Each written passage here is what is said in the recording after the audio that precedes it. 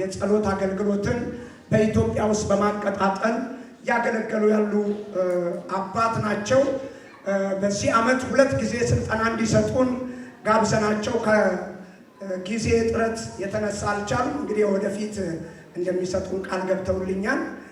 አሁን እሳቸውን ጋብዝና ለእሳቸውና ለመንፈስ ቅዱስ ስፍራውን እሰጣለሁ። ክብር ለእግዚአብሔር ይሁን። እግዚአብሔር አምላኬን እጅግ አድርጌ አመሰግናለሁ። ዛሬ ከእናንተ ጋራ እግዚአብሔርን እንዳመልክ እድል ጌታ ስለሰጠኝ መጀመሪያ ይቅርታ በመጠየቅ ነው የምጀምረው።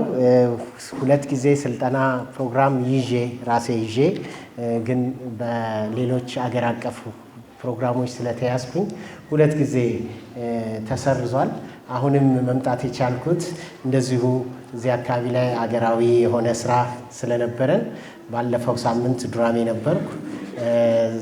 ይህን ሳምንት ደግሞ እዚህ ነው ያሳለፍነው። እኔ ብቻ ሳልሆን ብዙ አገልጋዮች ሆነን መተን እዚህ ነው ያሳለፍነው እና በዚህ ምክንያት ነው የተገኘሁት። የሚገርመው ባለፈው ሳምንት ያገለገልኩት ዱራሜ ሙሉ ወንጌል ነበር። ዛሬ ደግሞ ሆሳዕና ሙሉ ወንጌል መሆን ችያለሁ። ስለዚህ እግዚአብሔርን አመሰግናለሁ። ከኔ ጋር የመጡ ሁሉ እያገለገሉ ነው። የተለያየ አጥቢያ ሄደው እያገለገሉ ነው። እኔ ደግሞ ዛሬ ከእናንተ ጋር ጌታን ለማምለክ እንደገና በፊታችሁ ቆሜ የእግዚአብሔርን ቃል እንዳካፍል እድል ስላገኘሁ እግዚአብሔርን አመሰግናለሁ። 1 ሚስት 2 ልጆች አሉኝ። ላለፉት 34 ዓመታት ሰኔ ሲመጣ ላለፉት 34 ዓመታት ያለማቋረጥ የማገለግለው ጸሎት ላይ ብቻ ነው። የ24 ሰዓት ጸሎት ምናልባት ሰምታችሁ ሊሆን ይችላል፣ አዲስ አበባ ላይ ያለ እሱን ከመጀመር ጀምሮ እስከ ዛሬ ድረስ እሱን አገለግላለሁ። በአጥቢያዬ ደግሞ ልደታ መካነ ኢየሱስ ቤተክርስቲያን ቄስ ሆኜ አገለግላለሁ። ዛሬ ስለተቀበላችሁኝ አብሬያችሁ እንደሆን ደግሞ ስለጋበዛችሁኝ መሪዎችን እግዚአብሔር ይባርካችሁ ማለት እፈልጋለሁ። ክብር ለእግዚአብሔር ይሁን። ሆሳና ባለፉት 3-4 ዓመታት ብዙ ደጋግሜ መጣ ነበር። ልጄ ዋቸሞ ስለነበረ ሁለተኛ ልጄ እና እሱ ሲናፍቀኝ ብድግ ብዬ መጣና 1-2 ቀን 3 ቀን ቆይቼ ደግሞ ይሄድ ነበር። አሁን ግን ሰፊ አገልግሎት በር ወደዚህ እየመጣ ነው። ወደፊት ብዙ እንደምመጣ ተስፋ አረጋለሁ። ክብር ለእግዚአብሔር ይሁን። ቶሎ ቶሎ ብለን በ40 ወይም በ35 ደቂቃ ውስጥ ዛሬ የማካፍላችሁን የእግዚአብሔር ቃል አካፍላችኋለሁ። ለእግዚአብሔር ቃል ክብር። ሁላችንም በእግሮቻችን ቆመን የማካፍላችሁን የእግዚአብሔር ቃል አነባለሁ። አንደኛ ዜና ምዕራፍ 4 2 ቁጥሮች ላይ ነው ያሉት የማካፍለው ክፍል። ቅድም ፓስተር ሲጸልይልኝ ወደዚህ ክፍል ከመግባቴ በፊት ይህን ቃል ጠቅሶ ነበር ሲጸልይ የነበረውና እንግዲህ የእግዚአብሔር ፍቃድ እንደሆነ ይህን ቃል እንደማካፍል ኮንፈርሜሽን አግኝቻለሁ። ክፍል ቢሮ ውስጥ ሲጸልይልኝ ይህን ቃል አንስቶ ስለነበር ማለት ነው። አንደኛ ዜና ምዕራፍ 4 ከ9 እና 10 አነባለሁኝ። ያቤጽም ከወንድሞቹ ይልቅ የተከበረ ነበረ። እናቱ በጣር ወልጄዋለሁና ብላ ስሙን ያቤጽ ብላ ጠራችው። ያቤጽም እባክህ መባረክን ባርከኝ፣ አገሬንም አስፋው፣ እጅህም ከኔ ጋር ትሁን፣ እንዳያሳዝነኝም ከክፋት ጠብቀኝ ብሎ የእስራኤልን አምላክ ጠራ። እግዚአብሔርም የለመነውን ሰጠው። እግዚአብሔርም የለመነውን ሰጠው። እስቲ ከኔ ጋር እግዚአብሔርም የለመነውን ሰጠው። እግዚአብሔር የለመናችሁትን ይስጣችሁ። ትክክለኛውን ጸሎት እንድትጸልዩ እግዚአብሔር ይርዳችሁ። በመገኘቱ ያስደንቃችሁ። እግዚአብሔር ሆይ ይህን ጊዜ ስለሰጠህን፣ ዛሬ ስለነበረው የዝማሬ ዛሬ ስለነበረው መንፈስህ፣ ስለመገኘትህ በኢየሱስ ክርስቶስ ስም እጅግ አድርጌ ያመሰግናለሁ። መገኘትህ ከሌለ የድር ስብሰባ ተሰብስቦ የመሄድ ያክል ይሆንብናል። ጌታ ሆይ መገኘትህ ሀልወትህን ስላየሁ ክብር ላንተ ይሁን። አሁንም በመገኘትህ ውስጥ እንድንሆን ለተናጋሪና ለሰሚ ጸጋን እንድትሰጥ በኢየሱስ ክርስቶስ ስም እኔ እለምንሃለሁ። ዘላለም አባት ጌታ ልዑል እግዚአብሔር ሆይ ለእያንዳንዱ ነፍስ እንድትናገር፣ የምትናገረው ነገር ከአይምሯችን አልፎ ወደ ልባችን፣ ወደ አጥንታችን፣ ወደ መቅንያችን ድረስ እንዲዘልቅ በኢየሱስ ክርስቶስ ስም እንለምንሃለን። ያንተ መንፈስ እንዲነዳን በኢየሱስ ክርስቶስ ስም እንለምንሃለን። በዝማሬ በአምልኮ ጊዜ ያንተ መንፈስ እንደነበረ በቃል ጊዜ ደግሞ ያንተ መንፈስ ፓራዳይም ሽፍት እንዲያደርግ በኢየሱስ ክርስቶስ ስም እንለምንሃለን። ሁሉ ላንተ ክብር ይሁን። በኢየሱስ ክርስቶስ ስም እንቀመጣለን። ዛሬ የማካፍላችሁ ይሄ ያነበብነውን ክፍል በደንብ ታውቁታላችሁ። ከዚህ በፊት በተለያየ መንገድ ተምራችሁት ተሰብካችሁ ልታውቁ ትችላላችሁ። ቢያንስ ግን ከተስፋዬ ጋቢሶ ጋራ እንደዘመራችሁ ተስፋ አረጋለሁ። ያቤጽንም ሰምተሃል እንደዚህ ሲለምንህ ብላችሁ ዘምራችኋል። ስለዚህ ለእናንተ ያቤጽ በጣም የተሰወረ አይደለም። ያቤጽ ስሙ ማለቴ ነው፣ ጸሎቱም ማለቴ ነው። ስለዚህ ይሄንን ዛሬ ላካፍላችሁ ፈልጋለሁኝ። እንዳነበብነው ክፍሉ በመጽሐፈ ዜና ውስጥ ነው ያለው። መጽሐፈ ዜና ራሱ የስሙ ትርጓሜ ዜና ማለት ነው፣ ሌላ ምንም አይደለም። ልክ የዕለቱ ሁነት፣ የሳምንቱ፣ የወሩ፣ የዓመቱ እንደሚዘገብ ልክ ቴሌቪዥናችንን ሬዲዮናችን ስንከፍት ዜና እንደምንሰማው ዜና ማለት ነው። ዜና የተከናወኑ ነገሮች ወይም ደግሞ ሊከናወኑ የታቀዱ ነገሮችን ሰው እንዲሰማቸው የሚነገር ነው። እንደውም ዜና እናውጃለን ይባላል። ዜና እናውጃለን ማለት በቃ እንዲሰማ ሁሉም ጋር እንዲደርስ እናደርጋለን ማለት ነው ዜና። እና የዓመቱ ሁኔታዎች፣ ውሎች ወይም የወቅቱ ሁኔታዎች የሚዘገብበት እንደማለት ነው። የመጽሐፉ ጸሐፊ ሁላችሁም እንደምታውቁት ዕዝራ ነው። መጽሐፉ የተጻፈው ከምርኮ በኋላ ነው የተጻፈው፣ ከባቢሎን ምርኮ በኋላ። እንደምታውቁት ሁላችሁም የእስራኤል ሕዝብ እግዚአብሔርን ሲበድሉ እግዚአብሔር ለጠላቶቻቸው አሳልፎ ይሰጣቸው ስለነበር ተነቅለው ቤተ መቅደሱ ሁሉ ፈርሶ ተነቅለው በባቢሎናውያን እጅ ለ70 ዓመታት እንዳሳልፉ ሁላችሁ ታውቃላችሁ። ከ70 ዓመት በኋላ በዳንኤል ጸሎት እንዲሁም ደግሞ የእግዚአብሔር ጊዜ ሆኖ በሁለት ዙር ወደ ሀገራቸው እንደተመለሱ ታውቃላችሁ። እና ስለዚህ የዜና ጸሐፊ ሲጽፍ የነበሩበትን ሁኔታ ለማስታወስ የተጻፈ መጽሐፍ ነው። ስለዚህ የመጽሐፉ ጸሐፊ 3 ዓላማዎች ነበሩት ይህንን ሲጽፍ። ባክግራውንድ የምሰጣችሁ ስለ ያቤጽ መካከል ላይ ማንሳት የምፈልገው ነገር ስላለ ነው። ጸሐፊው 3 ነገሮችን ዓላማ አድርጎ ነው የጻፈው። የመጀመሪያው የእስራኤልን ሕዝብ ከአያት ቅድመ አያቶቻቸው የቤዛነት ታሪክ ጋር ለማስታረቅ የተጻፈ መጽሐፍ ነው ሙሉ መጽሐፍ። አያት ቅድመ አያቶቻቸው አምላክ ነበራቸው። አያት ቅድመ አያቶቻቸው ቤተ መቅደስ ነበራቸው።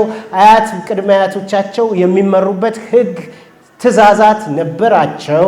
እሱ አልነበሩም። አሁን ሌላ ጣዖት ከሚያመልኩ ሕዝቦች ጋር ነው የነበሩት። በ8 ዓመታቸው የተማረኩ እንደነ ዳንኤል አይነት ሰዎች ምናልባት በዚህ ጊዜ 78 79 ዓመት ዕድሜ ላይ ነው ያሉት ማለት ነው። ትልልቅ ሆነው የተማረኩት ብዙዎቹ እዛው ተቀብረዋል። አዲስ ደግሞ እዛ ምድር ላይ የተወለዱት አፋቸውን የፈቱት አምልኮ የሚያውቁት የማንን ነው? የባቢሎናውያንን ነው። ባህላቸው ሁሉ ተበርዟል። አምልኮ የሚያውቁት ሌላ ነው። ስለዚህ እነዚህን ከአያት ቅድመ አያቶቻቸው አምልኮና ስርዓት ጋር ለማስታረቅ የተጻፈ መጽሐፍ ነው። ከታሪካቸው ጋር ለማገናኘት አባቶቻችን እንደዚህ አልነበረም ለማለት፣ የአባቶቻችን አምልኮ እንደዚህ አልነበረም ለማለት፣ የአባቶቻችን እግዚአብሔርን መፍራት እንደዚህ አልነበረም ለማለት የኋላ ታሪክን እንዲያስታውሱ የተጻፈ መጽሐፍ ነው። ሁለተኛው የመጽሐፉ ዓላማ ጥንተ ታሪኩን የሕዝቡን ጥንተ ታሪክና ከአምላኩ ሕግ ጋር ለማስታረቅ ነው። ሕግ ነበረን፣ ታቦት ነበረን፣ ቤተ መቅደስ ነበረን፣ ስርዓት ነበረን።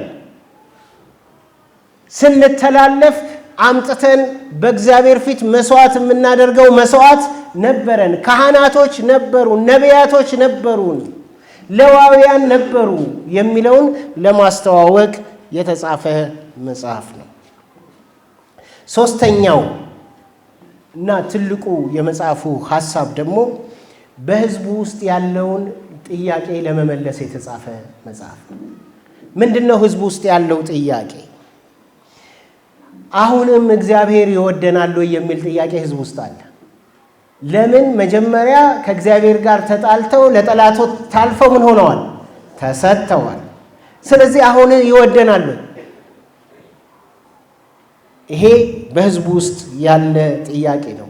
ኪዳን አለን ትላላችሁ። ከዳዊት ጋር እግዚአብሔር የገባው ኪዳን አለ፣ ከሙሴ ጋር የገባው ኪዳን አለ፣ ከሳሙኤል ጋር የገባው ኪዳን አለ ብላችሁ ነግራችሁናል። ኪዳኑ ይሰራል ወይ? አልፈረሰም ወይ? ተነቅለን ስንሄድ፣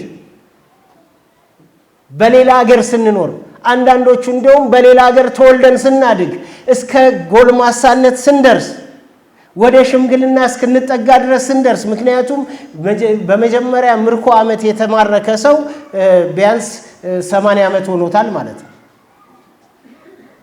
ስለዚህ እስከዚህ ጊዜ ድረስ ኪዳኑ ይሰራል፣ ኪዳኑ አልፈረሰም ወይ የሚል ጥያቄ ስላላቸው ለሱ ጥያቄ ለመመለስ የተጻፈ መጽሐፍ ነው። ሌላው 70 ዓመት ቆይተን ስንመለስ ከቀድሞይቱ እስራኤልና ኢየሩሳሌም ጋር ያለን ዝምድና ምንድን ነው የሚለውንም ታሪክ ምን ለማድረግ ለመመለስ የተጻፈ መጽሐፍ ነው። ስለዚህ በእነዚህ ዓላማዎች ላይ የተጻፈ መጽሐፍ ነው። እንደምታውቁት ያው እንደነገርኳችሁ ዕዝራ ነው የጻፈው። በዚህ በአንደኛና ሁለተኛ ዜና መጽሐፍ ውስጥ 165 ታሪኮች አሉ። 165 ታሪኮች አሉ። ከ165ቱ ታሪክ 95ቱ ታሪኮች ደግመው የተጻፉ ናቸው። ከዛ በፊት በአንደኛ ሳሙኤል፣ በሁለተኛ ሳሙኤል፣ በነገሥት ላይ የተጻፉ መጽሐፍቶች ታሪኮች ናቸው ደግመው የተጻፉት። እንደምታውቁት ወንጌልን ስናነብ ማቴዎስ ላይ የተጻፈውን ማርቆስም ላይ እናገኘዋለን፣ ሉቃስም ላይ የምናገኛቸው አሉ፣ ዮሐንስም ላይ ደግሞ እናገኛለን። ታሪኩ አንድ ነው፣ ሁነቱ አንድ ነው፣ ጸሐፊዎቹ ግን የተለያዩ ናቸው። የተለያዩ ጸሐፊዎች አንድን ታሪክ ደጋግመው እንደዘገቡት በዚህም ቦታ ላይ 165 ታሪኮች ውስጥ 95ቱ ታሪኮች የሚታወቁ ናቸው። ከነዚህ ውስጥ 70ዎቹ ታሪኮች ግን አዲስ ታሪኮች ናቸው። በዜና ላይ የተጻፉት በሌላ መጽሐፍ ውስጥ የሌሉ አዲስ ታሪኮች ናቸው። ከነዚህ አዲስ ታሪኮች ውስጥ የያቤጽ ታሪክ አዲስ ታሪክ ነው። ያቤጽን ሌላ ቦታ ላይ አታገኙትም። እንደውም ከምዕራፍ 1 ጀምራችሁ ስታነቡ የሰው ስም ዝርዝር ነው ያለው። ለማንበብ አፕታይት የሚከፍት አይደለም። ምናልባት ልጅ ወልዶ ለልጁ ስም ለማውጣት የሚመርጥ ካልሆነ በስተቀር ብዙ ምዕራፍ 1ም 2ንም 3ንም 4ንም ስታነቡ የስም ዝርዝር ነው ያለበት። እከሌ ከሌን ወለደ የሚል ታሪክ ነው ያለው። ያቤጽ ጋር ሲደርስ ግን በእነዚህ ታሪኮች ውስጥ ስለ ሌሎቹ ብዙ አይናገርም። ያቤጽ ጋር ግን ሲደርስ ስለ ያቤጽ ከአወላለዱ፣ ስለ ያቤጽ ስም አወጣጥ፣ ስለ ያቤጽ የተከበረ መሆኑን ፍንጥቅ አድርጎ ያልፋል። መጀመሪያ ክፍሉ ሲናገር የሚናገረው ያቤጽ ከወንድሞቹ ይልቅ የተከበረ ነበረ ይላል። ስለዚህ ምን ፍንጭ ይሰጠናል? ያቤጽ ታላላቆች ሊሆኑ ይችላሉ፣ ታናናሾች ሊሆኑ ይችላሉ፣ ወንድሞች አሉት። ወንድሞች ካሉ ደግሞ እህቶችም አሉት። ለምን? ብሉይ ኪዳን ላይ እህቶችን ብዙ ጊዜ ስለማይጽፋቸው። ስለዚህ ያቤጽ ታላላቅ ሊሆኑ ይችላሉ፣ ታናናሽ፣ የቤቱ በኩር ሊሆን ይችላል። በተለያየ ምክንያት ወንድሞችና እህቶች አሉት። ግን ከወንድሞቹና ከእህቶቹ ይልቅ እሱ ምን ነበር ይላል? ምን ይላል? የተከበረ ነበረ ይላል። የእግዚአብሔር ቃል በመዝሙር 75 ከ6 እስከ 7 ላይ ሲናገር ክብር ከምስራቅ ወይም ከምዕራብ ወይም ከምድረ በዳ የለም፣ ክብር ከሚያከብር ከእግዚአብሔር ዘንድ ነው ይላል። ስለዚህ ይሄ ምን ፍንጭ ይሰጠናል? ያቤጽ እግዚአብሔር ያከበረው ነበር። እግዚአብሔር ዓላማ ያለበት ሰው ነበር።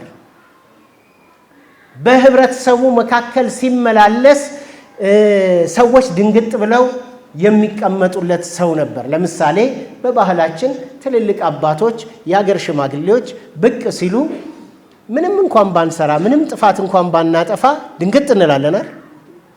ምናልባት ተቀምጠን ከሆነ እግራችንን አነባብረን እንኳን ከሆነ ቶሎ ብለን እግራችንን አንተን ብለን ወይ ለመነሳት ደንገጥ እንላለን ወይም ደግሞ እንነሳለን። ለምን? የተከበሩ ሰዎች ምን ሲሉ ሲመጡ፣ የምናከብራቸው ሰዎች ሲመጡ። ስለዚህ ያቤጽን እግዚአብሔር ያከበረው ሰው ነበር። ያከበረው በሱ ላይ ዓላማ ስለነበረው ነው። ለምን? ክብር ከየትም አይመጣም። ከማን ዘንድ ነው? ከሚያከብር ከእግዚአብሔር ዘንድ ስለሆነ እግዚአብሔር ያከበረው ሰው እንደነበረ ፍንጭ ይሰጠናል። ከዛ ቀጥሎ ስለሱ ታሪክ ፈንጠቅ የሚያደርግልን ነገር የተከበረ መሆኑ ብቻ ሳይሆን ስለ ስሙ አወጣጥ ይነግረናል። ስሙን ያወጣችለት እናቱ እንደሆነች፣ ስሙን ደግሞ እንዳትረሳ አድርጋ ስሙን እንዳወጣችለት፣ ያወጣችለት ስም ያቤጽ እንደሚባል፣ ያቤጽ የሚለውን ስም ያወጣችው ደግሞ በጣር ወልጄዋለሁና ስትል ምን አለችው? ያቤጽ አለችው የሚል እናያለን። እስራኤላውያኖች ስም ዝም ብለው አያወጡ። በእስራኤል ዘንድ ስም ሕይወትን ይከተላል ብለው ያስባሉ። ዕጣ ፈንታ ነው ብለው ያስባሉ። ስም ታሪኩን ሁሉ ይለውጣል ብለው ያስባሉ። ስለዚህ በስም አወጣጥ ላይ በእስራኤል በጣም ትልቅ ጥንቃቄ ያደርጋሉ። ምክንያቱም ስም የወደፊት ዕጣ ፈንታ ተጽዕኖ አለው ብለው ስለሚያስቡ ማለት ነው። ለምሳሌ ያዕቆብ ማለት አፈፍ አድርጎ ያዘ ማለት ነው የስሙ ትርጉም። ያዕቆብ ሲወለድ የወንድሙን እግር ምን አድርጎ ነው የያዘው? ያ ብቻ አይደለም፣ በኩርንም በምስር ወጥ አፈፍ አድርጎ ያዘ። ስሙን ይመስላል ማለት ነው። ያዕቆብ ስሙን ይመስላል። በኋላ እግዚአብሔር ስሙን እስራኤል ብሎ እንደለወጠለት ታውቃላችሁ። ግን የያዕቆብ የመጀመሪያው ዋና ትርጉሙ ያ እንዳልሆነ ታውቃላችሁ። ለምሳሌ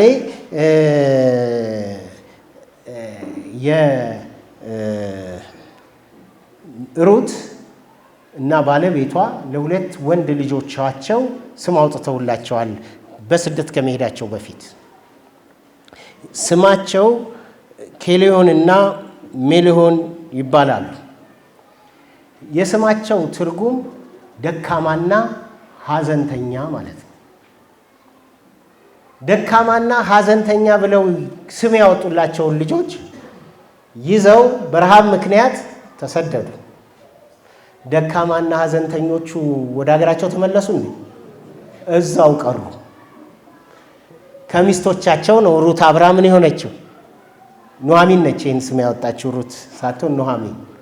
ስለዚህ ስም ይከተላል ተብሎ ይታሰባል። ስለዚህ የያቤጽ ስም በጣም የሚያስደስት ስም አይደለም።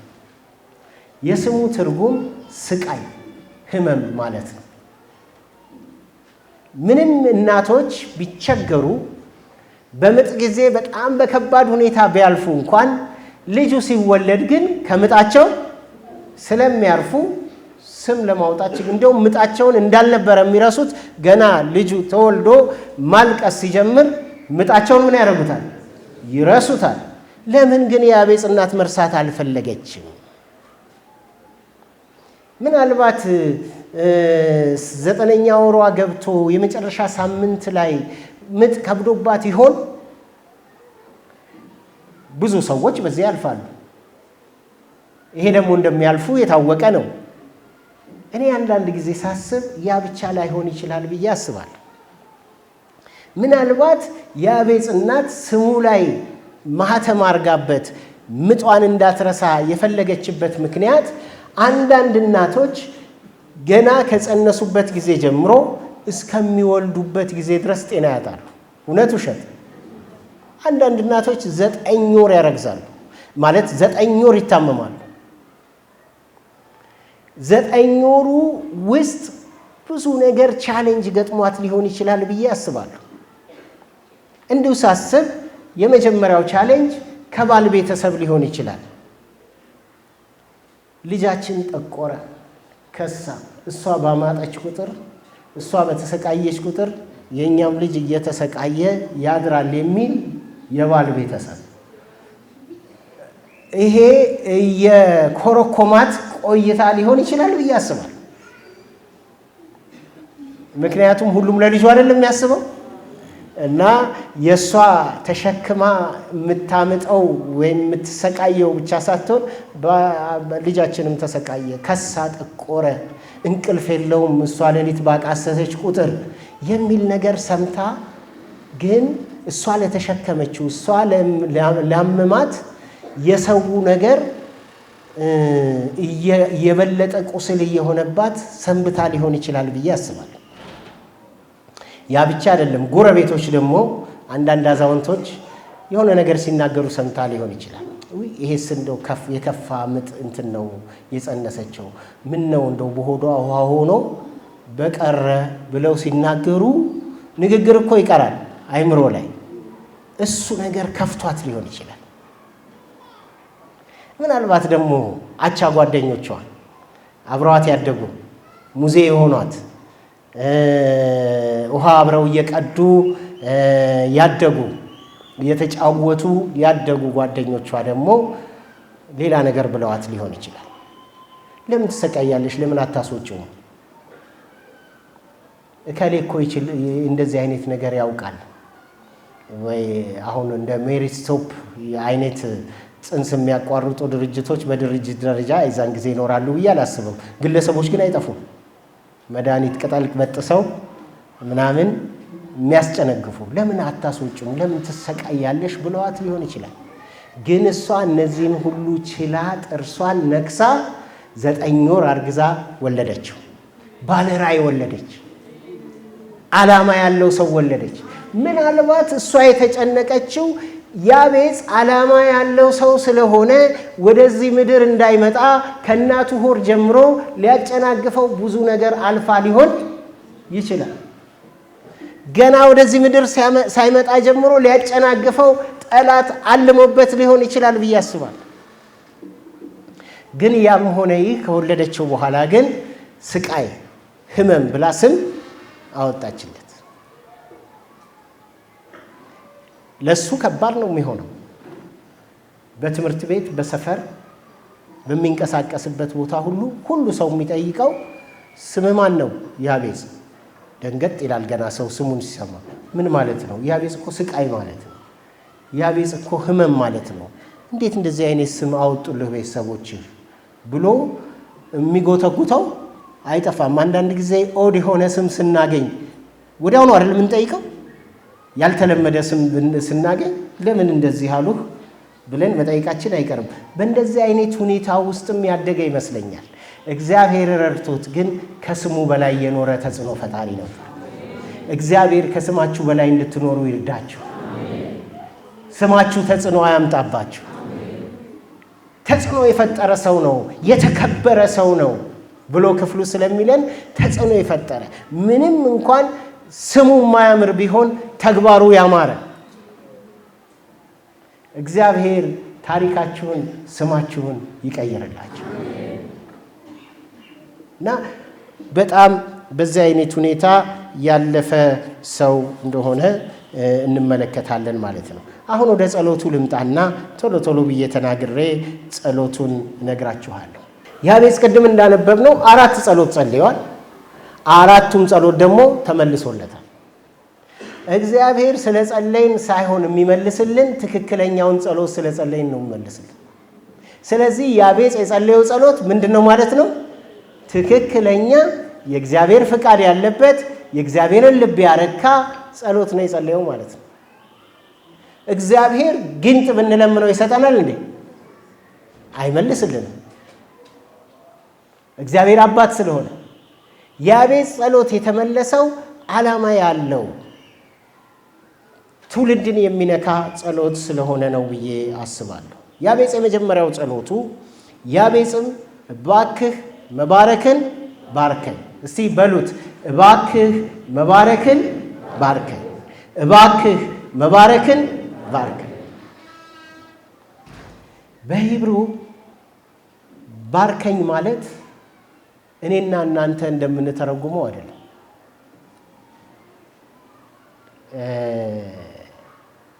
አንዳንድ ትርጉሞች ይሳሳታሉ። ስንቆይ እነዛ ነገሮች ትክክል አድርገን እናስባለን። ቅድም ፓስተር እዚህ ጋር ዘማሪዎችንና በዝማሬ መሩንን ሲያመሰግን በጣም የተጠነቀቀ ቋንቋ ሲናገር ሰምቻለሁ። ብዙ ጊዜ አሁን አስመላኪ እንላቸዋለናል።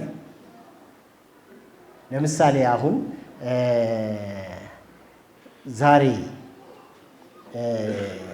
የነዚህ ዘማሪዎች ባይኖሩ፣ እነዚህ በዝማሬ የመሩን ወንድሞችና እህቶች ባይኖሩና ዝም ብሎ ከመጀመሪያ ጀምሮ ጸሎት ብቻ ተደርጎ የእግዚአብሔር ቃል ተካፍለን የሲንቲሳይዘሩን ድምፅ ሳንሰማ ዘማሪዎችም ሳይቆሙ ፓስተር እግዚአብሔር ይባርካችሁ ብሎ ቢሸኝን እና መንገድ ስንሄድ ከመካነ ኢየሱስ ከመሰረተ ክርስቶስ ከቃለ ሕይወት የሚወጡ ወገኖች ጎረቤቶቻችንን አግኝተን እንዴት ነበር ሙሉ ወንጌል አምልኮ ብለው ቢሉን ምንድን ነበር የምንላቸው?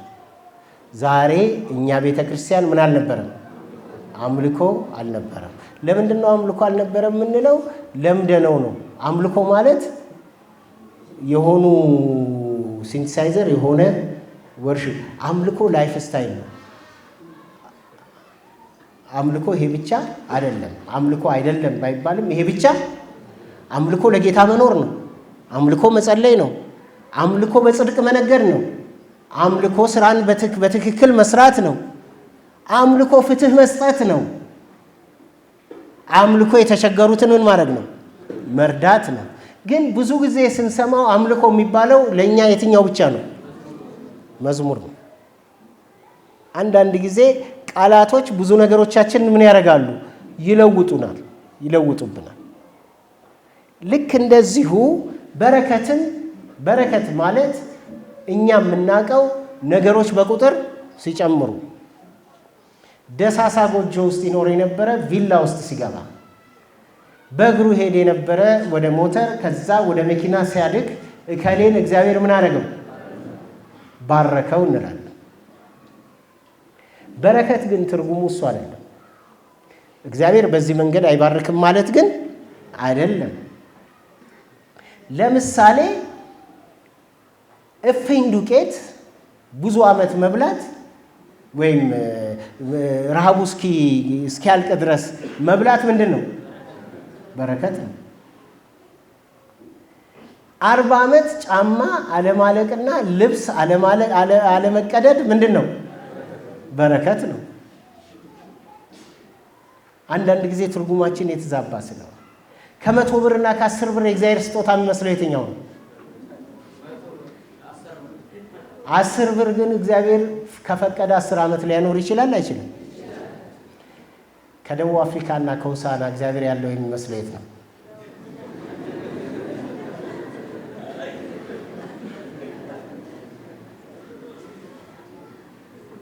እግዚአብሔር በሆሳዕና አክብሮ ማኖር ይችላል አይችልም? ልባችሁ የቆመ እግዚአብሔር ልባችሁን ይመልስ።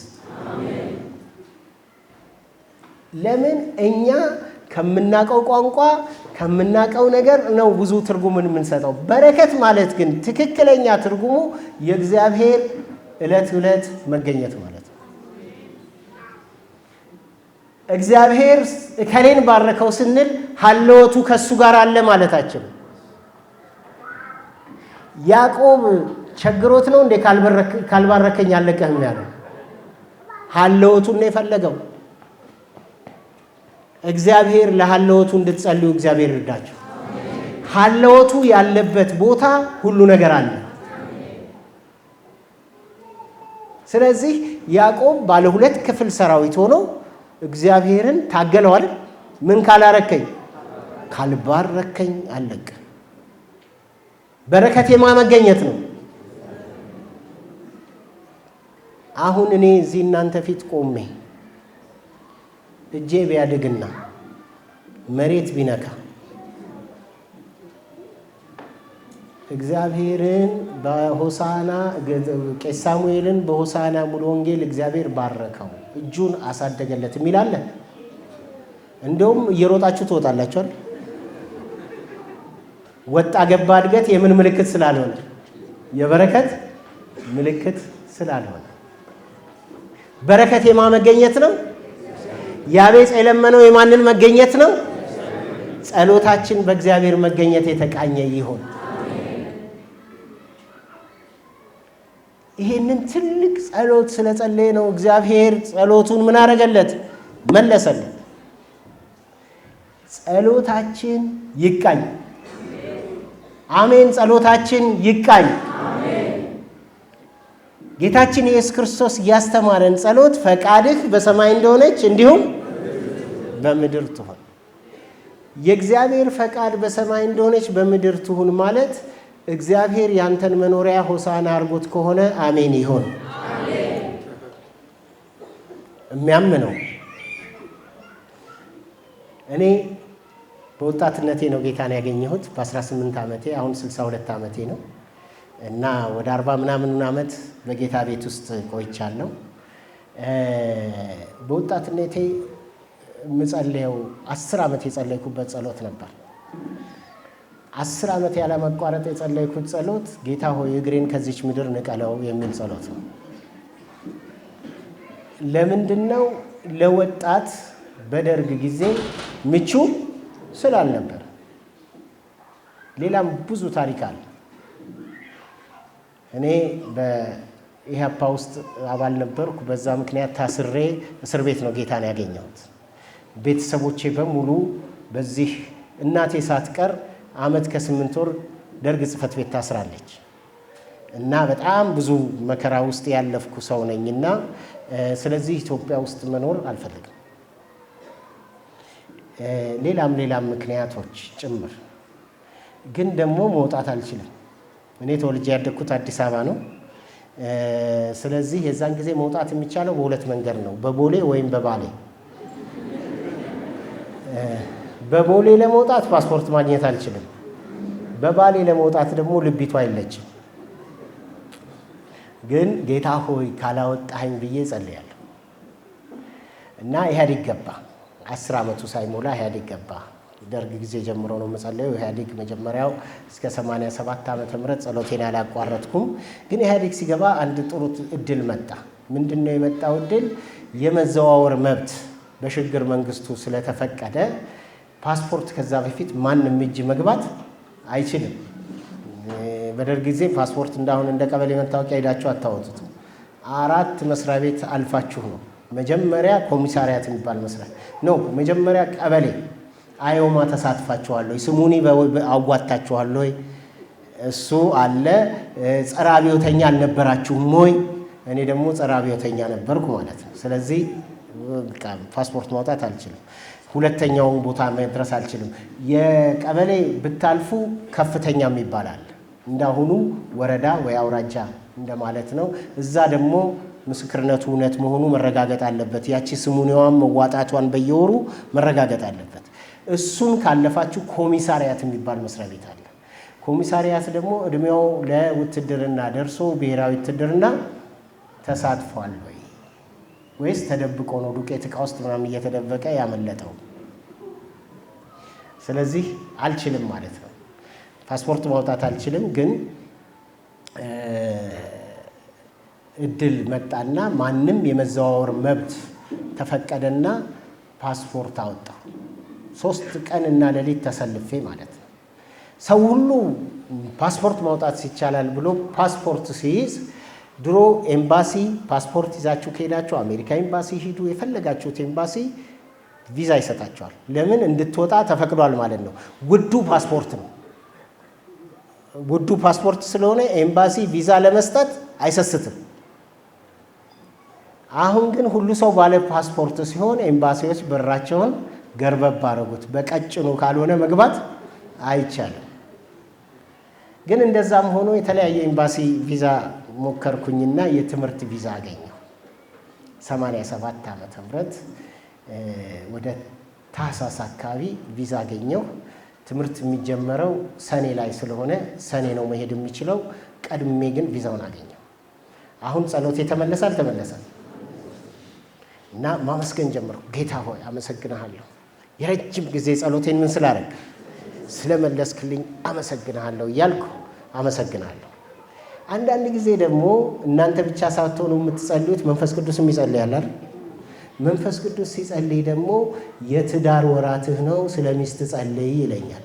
በኢየሱስ ስም ብዬ እወጣለሁ። ስንት 10 ዓመት ጸልዬ የመጣ እድልን እንዴት አድርጎ ነው አሁን ስለ ሚስት የምጸልየው? ባይሆን በሁለት እግሬ ከቆምኩ በኋላ የማስብበት ነው። እግዚአብሔር እምቢ ስትሉት ደግሞ ይናገራል። ሰባኪ ቸርች መጥቶ የሚሰብከው እኔን ለመናገር ነው። አንዳንድ ጊዜ ህልም የሚያልሙም ህልም የሚያዩት ስለማን ነው? ስለ እኔ ነው። የትንቢት ስጦታ እንዳሁኑ ቺፕ አልነበረም ያኔ። ትንቢት ስጦታ አሁን ሁሉ ነብይ ነው። ያኔ ግን ጥቂት ሰዎች ላይ ነው የሚሰራው ወይም የነበሩት፣ ከሆነም ደግሞ ታማኞች ናቸው። እነሱም ተው መንገድህ የእግዚአብሔር ፍቃድ አይደለም እያሉ ይነግሩኝ ጀመረ። እምቢ አልኩ፣ መዘጋጀት ጀመርኩ። 87 ዓመተ ምህረት አዲስ አበባ ላይ ቦንኬ ይመጣል ተብሎ ጉድ ጉድ የሚባልበት ጊዜ ነበረ እና ለሲፋን የሚባለው የቦንኬ ድርጅት 2 ሰዎችን ቀጥሮ ያሰራ ነበር እና ከሁለቱ አንዱ እኔ ነበርኩ። አንዱ ዶክተር መልሳቸው መስፍን፣ እኔ ደግሞ በሳቸው ስር ሆኜ ሁለታችን ተቀጥረን ስራ ሰራለሁ እና የኔ ድርሻ ህትመቶችን ማሳለጥ፣ አንዳንድ ነገሮችን ንዑሳን ኮሚቴዎችን ስራቸውን ማሳለጥ ነው። ይህንን እሰራለሁ እና አንዱ የምሰራው የነበረው ፕሮግራሙ የሚካሄደው ልክ እንደዚህ እንደ ጎፈር ሜዳ ጃን ሜዳ ነበር እና ጃን ሜዳ ደግሞ ስፖርት ኮሚሽን የፈረስ ስፖርት ኮሚሽን የፈቀደው በቂ ሽንት ቤት ስለሌለ ሽንት ቤት የምታስገነቡ ከሆነ ብሎ ነው በድርድር የተፈቀደው። ስለዚህ 10 ክፍል ሽንት ቤት ማሰራት ነበረብን፣ 5 ለወንዶች 5 ለሴቶች። ያንን ብሎኬት የምገዛው፣ የግንበኛ የምቀጥረው፣ ማስቆፍረው፣ የቀን አበል የምከፍለው እኔ ነኝ። ስለዚህ በየቀኑ አንድ ሰሞን ውሎዬ ጃን ሜዳ ነው። ጥሩ ሰርቼ ክሩሴዱ ሚያዝያ ላይ ያልቃል። እኔ ሰኔ ብዙ ሰዎች ሲፈወሱ አይቼ፣ ብዙ ሰዎች ሲድኑ አይቼ አገሬን ለቅቄ መሄድ ነው የምፈልገው። ስለዚህ ባለ በሌላ አቅሜ ትክክለኛ የሚመስለኝን ስራ ሁሉ እየሰራሁ ነው እና አንድ ቀን እዛ ጃን ሜዳ ሲቆጣጠር ምናምን ውዬ ራበኝና ምግብ ፍለጋ ከጃን ሜዳ ወጣሁና አካባቢው ላይ ስዞር ምግብ ቤት ማግኘት አልቻልኩም። ትንሽ ጃን ሜዳ ሰልጠን ያለ አካባቢ አይደለም ያኔ እና ብዙ ምግብ ቤት ምናምን የለም እና ስፈልግ በአቅራቢያ ያገኘሁት ሻይ ቤት ነው። ሻይ ቤት ደግሞ ፓስቴና ሻይ ነው የሚያቀርቡት እና እኔ ደግሞ የመርካቶ ልጅ ነኝ። በፓስቴ ነው ያደግኩት፣ ብዙ ችግር የለብኝም።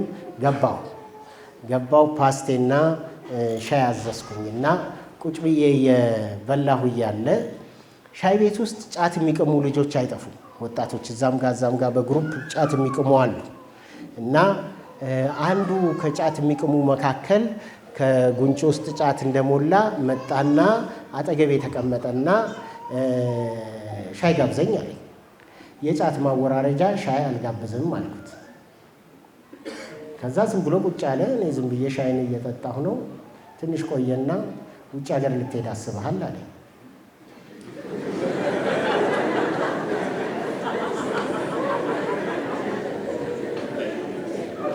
ይሄ ብቻ ቢሆን ጥሩ ነበር።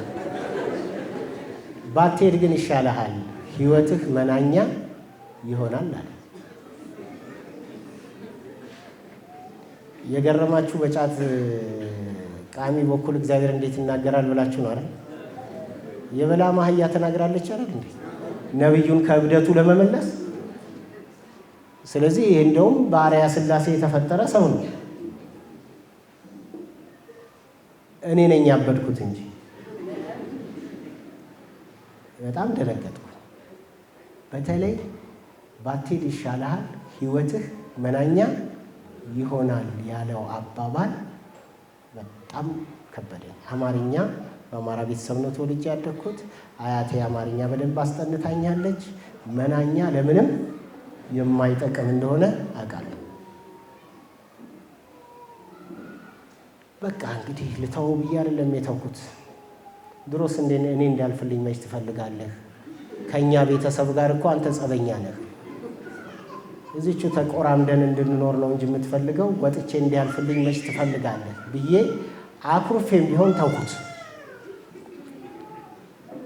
አሁን ግን አስገድደው ቢያወጡኝ ከፍዬ እመለሳለሁ። የኢትዮጵያ ጉብኝት ስለደረሰ እስካሁን 18 ሀገሮች ሄጄ አይቻለሁ። 18 ሀገሮች ሄጄ አገልግዬ አውቃለሁ ከኢትዮጵያ ውጭ። አንድም አገር ለመቆየት ቀን ለማሳለፍ እንኳን አስቤ አላውቅም። የሄድኩበት ቀን ጀምሮ የሚናፍቁኝ ልጆቼ ናቸው። የሄድኩበት ቀን ጀምሮ የሚናፍቀኝ አገሬ ነው። ለምን? እኔ የማውቀው ነገር እዚች ምድር ኖሬ ጌታ ካልመጣ እዚቹ ምድር እንደምቀበር ነው። ለምን? የኔ ቦታ የት እንደሆነ እርግጠኛ ነኝ። ኢትዮጵያ ውስጥ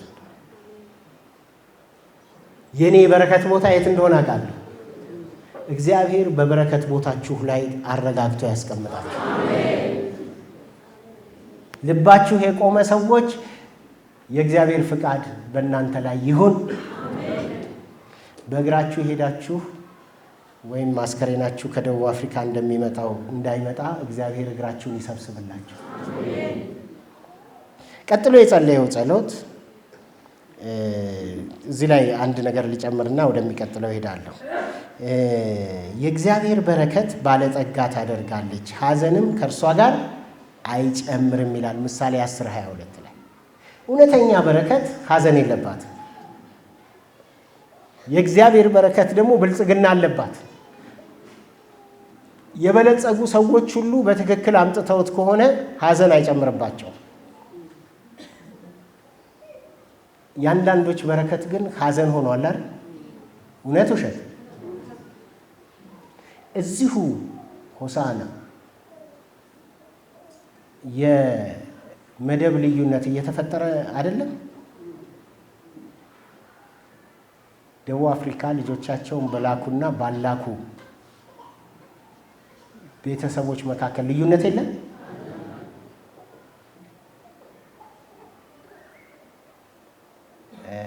እንደውም ደቡብ አፍሪካ ልጆቻቸውን የላኩ ገበያ ያስወድዳሉ አሉ። ስማቸው ይሁኔ ይባላል አሉ።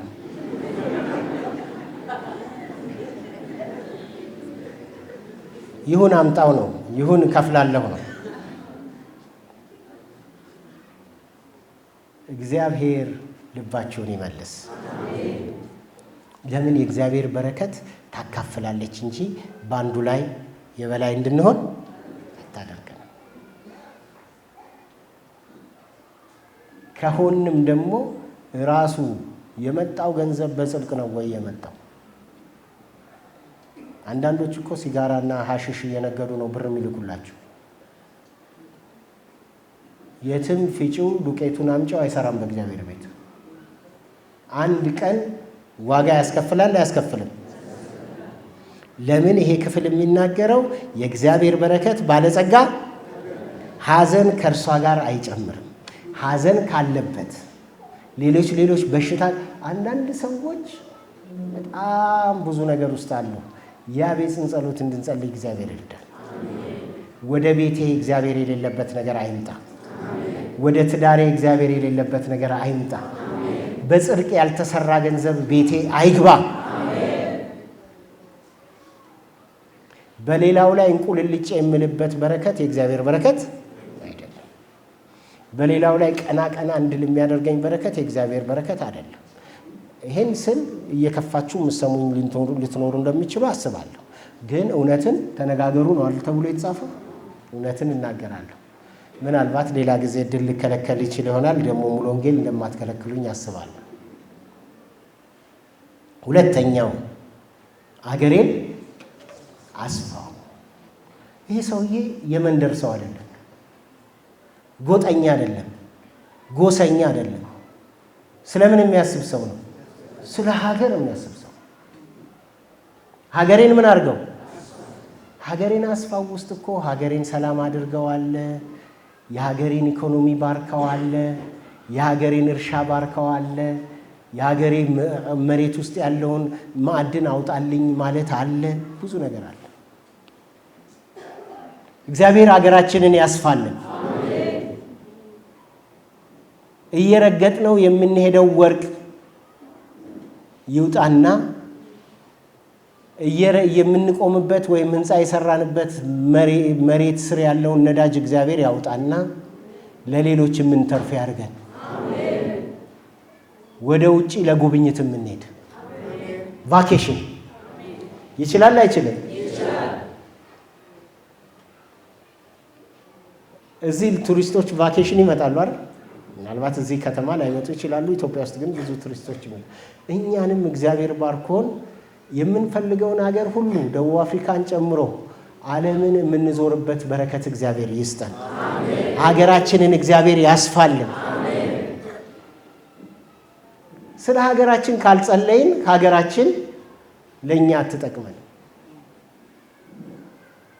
እኔ እንደነገርኳችሁ በወጣትነቴ ጸሎቴን ነግሬያችኋለሁ።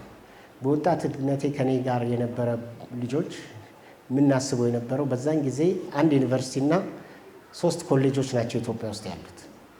ዩኒቨርሲቲው አዲስ አበባ ዩኒቨርሲቲ ነው። ኮሌጆቹ ጎንደር፣ አለሚያና ሐዋሳ፣ ጅማ በኮሌጅ ደረጃ ነው ያሉት። በዩኒቨርሲቲ ደረጃ አይደለም ያሉት። 4000 ተማሪ ቢያንስ በአመት ውስጥ ወደ ዩኒቨርሲቲ የሚገባው እና እንደውም ሲያርሙ ራሱ የሚያርሙት ሰዎች ፎቶ እያዩ ነው። ደስ ያላቸውን ፎቶ ያሳልፋሉ፣ ደስ ያላለቸውን አያሳልፉም ብለን እናስብ ነበር። ነው ማለት አይደለም። እና ያው የአዲስ አበባ ልጆች ስለሆንን ዩኒቨርሲቲ ቅርባችን ስለሆነ ምን የሚል አስተሳሰብ ነበረን። እንኳን እኛ ዩኒቨርሲቲ ልንገባ ዩኒቨርሲቲ በር ላይ ቆመን ድንጋይ ወደ ውስጥ ብንወረውር ድንጋዩ ራሱ አይገባም ብለን እናስብ ነበር። ተስፋ ማቁረጥ ማለት ነው። ዛሬ ግን 45 የመንግስት ብቻ ዩኒቨርሲቲዎች አሉ የሉ? እዚህም ዋቸሞም አለ። ልጄ ዋቸሞ ነበረ። እግዚአብሔር የምንማርበት እድል ሰጥቶናል። ቆንጆ ምድር ሰጥቶናል። ሰርተን እንድንለወጥ እግዚአብሔር አገራችንን ያስፋ። ባለራዕይ መሪዎች ይስጠን። በተለይ ይሄ የምርጫ ዓመት ስለሆነ ከወር በኋላ ስለምንመርጥ ምድሪቷን የሚያሻግሩ ሰዎች ይስጠን።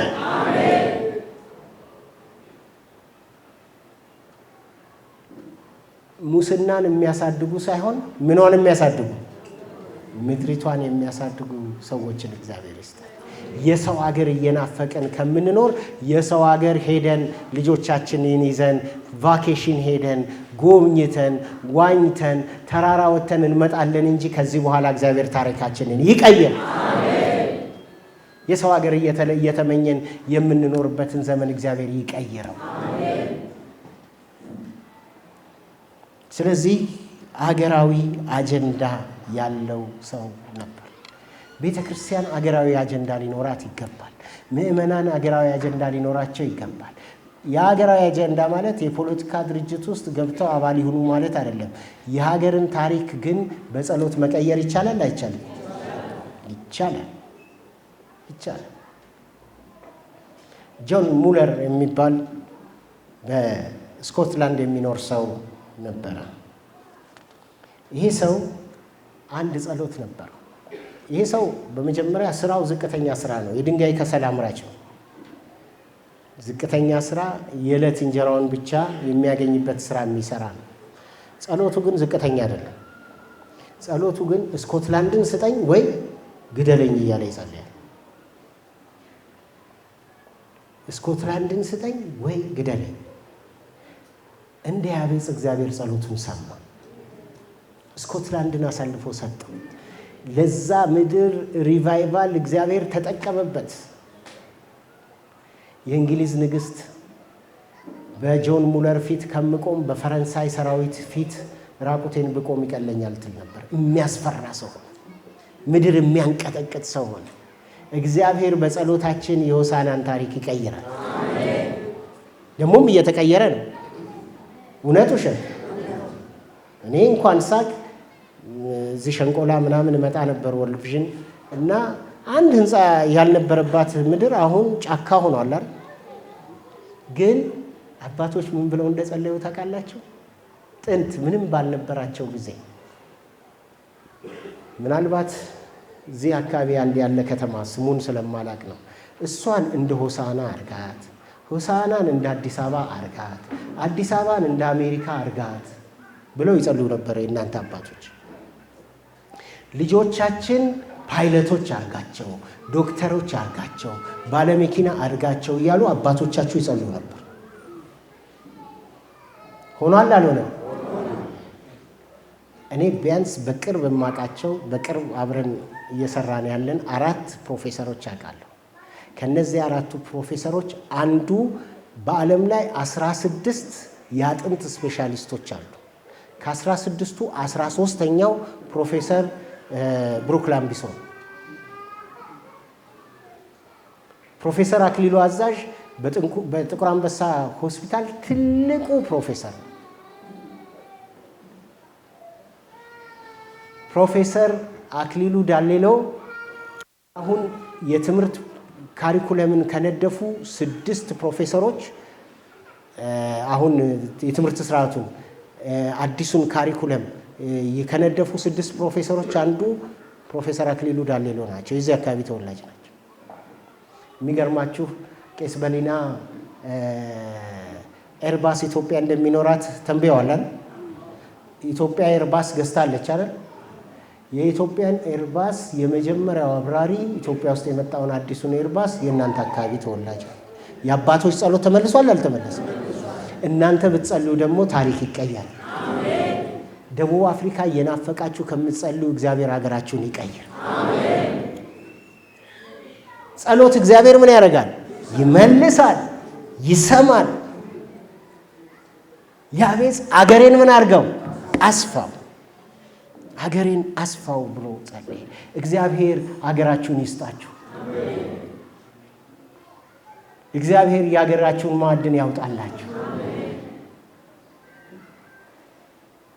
ይሄ በጸሎት የሚመጣ ነገር ነው። ሌላው የጸለየው ያቤጽ እጅ ከኔ ጋር ትሁን።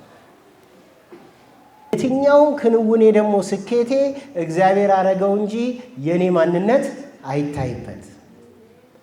ከኔ ክንውኖች ጀርባ ማን ይታይ? አንተ ታይ የሚል ነው። ትህትና ያለው ጸሎት ነው። እጅ ከኔ ጋር ትሁን። እጅ ካለች የማይከናወን ነገር ምን አለ? የእግዚአብሔር እጅ ከኛ ጋር ከሆነች የማይፈጸም ምን ነገር አለ? እጁ በእናንተ ላይ ትሁን። እጁ በትዳራችሁ ውስጥ ትሁን። እጁ በስራችሁ ውስጥ ትሁን። እጁ በንግዳችሁ ውስጥ ትሁን። እጅ ከኔ ጋር ትሁን። የእግዚአብሔር ታምራት ከእጁ ጀርባ ነው ያለው። የንግድ ስኬት ከእጁ ጀርባ ነው ያለው። የሥራ ስኬት ከእጁ ጀርባ ነው ያለው። እጁ ትስራላችሁ። ስለዚህ ያቤጽ ጸሎቱን ጠንቅቆ የሚያቅሰው እጅ ከኔ ጋር። ስንቶቻችሁ እጅ ከኔ ጋር ትሁን ብላችሁ ጸለያችሁ ትወጣላችሁ? ጊዜ ላለመውሰድና እኔም ወደ አዲስ አበባ ስለምነዳ ከዚህ በኋላ የመጨረሻውን ልናገር። እንዳያሳዝነኝም ከክፋት ጌታችን ኢየሱስ ክርስቶስ ወደ ፈተና አታግባኝ ከክፉ አድነኝ ብሎ የጸለየውን ጸሎት ጌታ ከመምጣቱ በፊት ማን ይጸልየው ነበር? ከክፋት ጠብቀኝ፣ በራሴ እጅ እንዳላዝን፣ አንተ የሰጠኝ ነገር አንቆ እንዳይገለኝ፣ አንተ የሰጠኝ ነገር ከማህበረሰቡ እንዳይለየኝ፣ አንተ የሰጠኝ ነገር እንቁልልጬ እንዳልልበት፣ አንተ የሰጠኝ ነገር ትከሻይን ከፍ ከፍ እንዳላደርግበት፣ አንተ የሰጠኝ ዝቅ ብዬ እንድኖርበት እግዚአብሔር እርዳኝ። ዛሬ እኮ ትንሽ ጠንከር ያለ መባና አስራት የሚሰጡ ሰዎች የት ጋር ነው የሚቀመጡት? እዛ ኋላ ነው አይደል?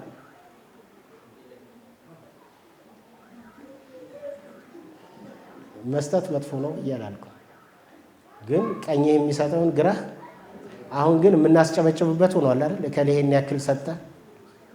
ለምን? ሌላው እንዲሰጥ ለማደፋፈር ብለን ነው። እግዚአብሔር እኮ ቤቱን ይባርካል። ሰጪዎችም ለእግዚአብሔር ደብቀው እንዲሰጡ እግዚአብሔር ይርዳቸው። ለታይታ እንዳያደርጉት እግዚአብሔር ይርዳቸው። ብዙ ነገራችን ተበላሽቷል። አላቅም ለእሑድ ቀን የሚሆን ነገር እየተናገርኩ እንዳልሆነ አውቃለሁ፣ ግን እውነት መነጋገር ጥሩ ስለሆነ እንደ እግዚአብሔር ቃል እንደ አባቶቻችን እንድንኖር እግዚአብሔር ይርዳል። እንደ አባቶቻችሁ እንድትኖሩ እግዚአብሔር ይርዳችሁ። ውርስን ጠላት የወሰደብንን ነገር የምናስመልስበት ጸሎት ነው። ከክፉ ጠብቀኝ፣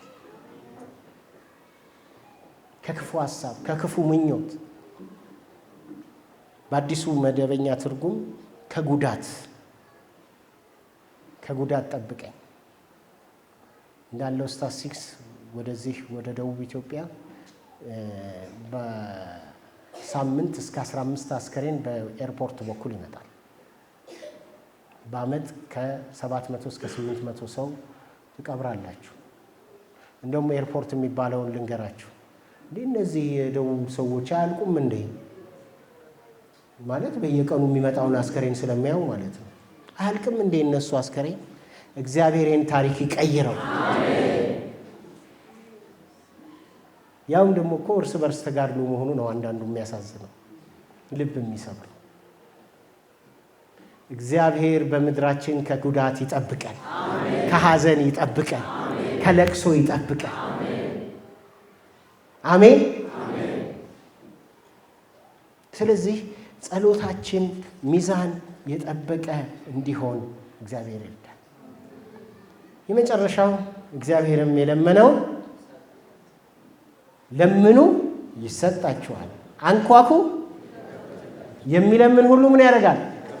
የሚያንኳኳ ምን ይሆንለታል? እናት አባቶቻችን እንኳን ሲናገሩ የለመኑህን የማትረሳ የጠየቁህን የማትረሳ የለመኑህን የማትነሳ ብለው ይላሉ። እግዚአብሔር የለመነውን ይስጠን፣ ግን ጤናማ ልመና እንድንለምን ይርዳል። እንዳትረሱት አንድ ምሳሌ ተናግሬ ጨርሳለሁ። በአንድ ሀገር አንድ ሴት ነበረች፣ የቤተሰብ እመቤት። ናቺ ሴት የመጀመሪያ ስራዋ ሲነጋ ከብት ከተሰማራ በኋላ ባለቤቷ ወደ እርሻ ከሄደ በኋላ ውሃ ልትቀዳ ትሄዳለች እና በየቀኑ ይሄ ተግባሯ ነው እና 1 ሰዓት ነው የምትጓዘው ውሃ ለመቅዳት። ስትሄድ 1 ሰዓት፣ ስትመለስ 1 ሰዓት። ይሄ የዕለት ከዕለት ተግባሯ ነው። ትሄዳለች፣ ከወንዝ ውሃ ትቀዳለች፣ ትመጣለች፣ ለቤተሰቧ ምግብ ታዘጋጃለች፣ የቤተሰቧን ኃላፊነት ትወስዳለች። ሁልጊዜ ስትሄድና ስትመጣ 2 ጊዜ የምትሻገረው አውራ ጎዳና አለ። ስትሄድም ታቋርጠዋለች ባዶን ስራ ይዛ፣ ስትመለስም ውሃ ተሸክማ ታቋርጠዋለች። ይሄ የዘወትር ጉዞዋ ነው። አንድ ቀን ውሃ ልትቀዳ ሄዳ ስትመለስ ለወጥ ያለ ነገር ገጠማት። ወታደሮች አሉ፣ ብዙ ወታደሮች። መንገዱን መሻገር አሁን አይቻልም፣ ንጉሱ በዚህ በኩል ስለሚመጡ ንጉሱ ሳያልፉ በዚህ መንገድ አቋርጦ መሄድ አይቻልም ብለው ከለከሏት። ዞር ብላ ስታይ ሌሎች ሰዎች እንደሷ የተከለከሉ መሻገር ቆመዋል። በዛም በኩል የመጡ እንዳይሻገሩ፣ በዚህ በኩልም እንዳይሻገሩ ተብሏል። ልቧ ቤቷ ስለሆነ ልቧ ስለቆመ ሸክሟን እንኳን ሳታወርድ እንስራዋን ከነ ሸክሟ ቆመች እንደ ሌሎቹ። ግን እግዚአብሔር ሞገስ ሰጣትና ንጉሱ ቶሎ መጡ፣ ብዙ ሳትቆም። ንጉሱ በሰረገላቸው ሲመጡ ሕዝብ ሁሉ ንጉሶ 1000 ዓመት ንገስ እያለ እያጨበጨበ እየሰገደ ንጉሱም ሰላምታ እየሰጡ ሲያልፉ ድንገት ለየት ያለ ነገር አዩ። ከዛ ከቆመው ሕዝቡ መካከል አንዷ ከነምኗ ቆማለች፣ ከነ ሸክሟ ቆማለች። ሰረገላውን አቁምልኝ አሉና ከሰረገላው ወረዱና ወደዚች ሴት መጡ። በጣም ይቅርታ፣ በእኔ ምክንያት እንዳትሻገሪ ከልክለውሽ ከነሸክምሽ እዚህ ጋር እንደቆምሽ አስባለሁ። ወታደሮቼ ያጠፉት ጥፋት ነው፣ ግን እኔ አንቺን ይቅርታ ጠይቃለሁ። ከነሸክምሽ እንድትቆሚ ስላረጉ ስላላሻገሩሽ የእነሱ ጥፋት ቢሆንም እኔ ግን ይቅርታ ጠይቅሻለሁ አሉና ሌላ ጥያቄ ጠይቋት። ምን እንዳደርግልሽ ትፈልጊያለሽ? ማን ነው እንዲህ ያለው? ንጉሱ ምን እንዳደርግልሽ ትፈልጊያለሽ አለ። ከዛ የእሷ መልስ ነው የሚገርመው። እንዲህ ብላ መለሰችላቸው፣ ንጉሥ ሆይ ከእርሶ ምንም ነገር አልፈልግም። ፍቃዶት ከሆነ ግን እራት ልጋብዘው ትፈልጋለሁ። አንድ ቀን ቤቴ መጥተው እራት እንዲጋበዙ ጋብዦታለሁ አለች። ንጉሱ ደነገጡ። ምን አይነት ቅንጡ ነች፣ ምን አይነት ድሃ ነች፣ ንጉሥ እራት የምትጋብዝ ላርግልሽ ብሎ የጠየቀን ንጉሥ እራት ልጋብዝህ ነው እንጂ የምፈልገው እኔ ምንም የጎደለኝ ነገር የለም የምትል ግራ ገባቸው። ግን ጥያቄዋን መመለስ ፈለጉና እሺ የዛሬ 2 ወር በዚህ ቀን አንቺ ቤት መጥቼ ራት እበላለሁ፣ ፍላጎትሽን ልመናሽን አደርጋለሁ አሉና ቀጠሮ እንዲያዝ ለጋሻ ዣግሬያቸው ሰጡና ጉዟቸውን ጀመሩ። እሷም ወደ ቤቷ ሄደች። በማግስቱም በዛ መንገድ እንስራዋን ተሸክማ ውሃ ልትቀዳ ሄደች። ይሄ ቀን የሄደ ሲሄድ ወር ምናምን ሲቀረው ኧረ የንጉሱ ቀጠሮ እኮ ደረሰ አሉ የንጉስ ባለሟሎች። ስለዚህ እስቲ ቤቷን ሄደን እንይ ብለው ተሰማሩ። ወደ ቤቷ ሲሄዱ ደሳሳ ጎጆ ነው ያላት። እንዴት ነው ንጉሱ እዚህ ቤት መጥተው የሚጋበዙት? ደግሞ ቀጠሮ ምን አድርገዋል? ይዘዋል። ስለዚህ ንጉሱን የሚመጥን ቤት መሰራት አለበት አሉና በመንግስት ባጀት ቤቷ ፈርሶ መሰራት ጀመረ። ንጉሱን ራት ነው የጋበዘችው። ስለዚህ ንጉሱ እንዴት ነው በኩራዝ የሚቀመጡት ተባለና ከዋናው ከተማ ኤሌክትሪክ ምን ይሁን ይምጣላት። ንጉሱ በምን ይታጠባሉ ተባለና ውሃ ልማት መጥቶ ውሃ ይቆፍርና ያውጣ። የንጉሱ ሰረገላ እንዴት ነው ወደዚህ ሰፈር የሚገባው ተባለና አውራ ጎዳና ከዋናው መንገድ ጋር የሚያስተሳስር መንገድ ለሰረገላ የሚመች ይስራ። እነዚህን 4 ነገሮች ጠይቃለች። ምንድን ነው የጠየቀችው? ንጉሱን ራት ጋበዘች። ንጉሱ ሲኖር ሁሉ ነገር አለ። ንጉሱ በቤታችሁ ይሁን። ንጉሱ በከተማችሁ ይሁን። ንጉሱ በትዳራችሁ ይሁን። ንጉሱ ካለ የትም ሀገር የሌለ ነገር እናንተ ይቻላል። ተነስተን ቆመን እንጸልያለን። ፓስተር ይጸልይልናል። መንገድ ከፊታቸው ቀድመህ ውጣ። እግዚአብሔር እንደተናገርከን ለሁላችንም ዛሬ እግዚአብሔር የበረከት ሰዎች አድርገን